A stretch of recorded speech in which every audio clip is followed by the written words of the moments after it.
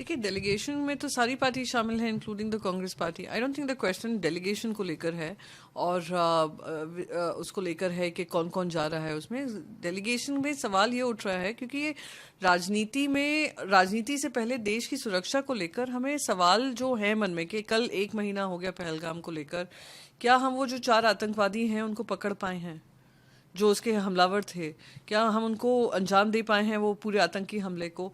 तो कुछ सवाल है इंटरनल सिक्योरिटी को लेकर। हम विपक्ष में हैं, देशवासी हैं, इसलिए हम लोग अलायंस में जाकर पाकिस्तान को बेनकाब करने जा रहे हैं, बताने जा रहे हैं कि कैसे पाकिस्तान बार बार हमारे देश के खिलाफ काम करता है तो हमें जवाबी कार्रवाई करनी पड़ती है। हमारे आर्म्ड फोर्सेज ने जो बखूबी किया ऑपरेशन सिंदूर के माध्यम से, तो ये जो विपक्षी दल के नेता भी उसमें शामिल हुए हैं डेलीगेशन में, वो इंडिया का पक्ष जाकर रखेंगे।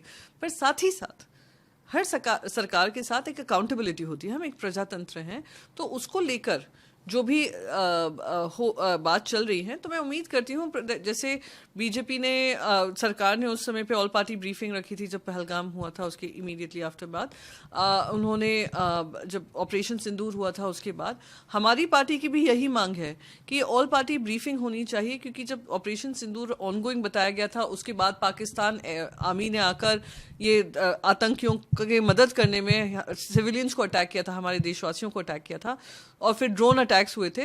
तो ये सारी चीज़ें ब्रीफ करना भी ज़रूरी है। देखिए, पाकिस्तान ऐसा देश है जो इंसानियत के भी जो प्रिंसिपल्स हैं भूल चुका है।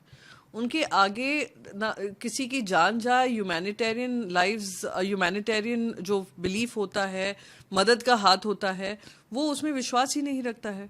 अगर विश्वास रखता तो क्या आज पाकिस्तान की ये हालत होती जो है। उन्होंने आतंकिस्तान से ही अपना मॉडल बना लिया है। दुनिया भर में अपना दुनिया भर में अपना टेरर फैलाए दे रहे हैं। तो जो उन्होंने किया, आज दुनिया को देखना चाहिए कि एक स्टॉर्म है, उस समय पे 227 लोग उस एयरक्राफ्ट में बैठे हैं, पूरा क्रू है, पायलट एक रिक्वेस्ट कर रहे हैं। इंसानियत की तौर पे ये अग्री कर देना चाहिए था। कुछ ही सेकंडों की बात थी for them to turn around and come back to Delhi. तो ये सवाल है, और डीजीसीए को भी ये इन्वेस्टिगेशन करना पड़ेगा कि ये जो क्लियरेंसेस थे, टर्ब्यूलेंस है, कि क्या ये अचानक से हुआ, क्या अवेयरनेस नहीं थी, ये सारी बातें होंगी। पर पाकिस्तान फिर से बेनकाब हुआ है टू प्रूव कि ना उनमें इंसानियत है, ना सोच है, ना ह्यूमैनिटेरियन बिलीफ्स है। और इंटरनेशनल ऑर्डर जो होता है, जहाँ कोऑपरेशन का होता है इन टाइम्स ऑफ सच रिस्क, तो उसमें कोऑपरेशन करने की बात है।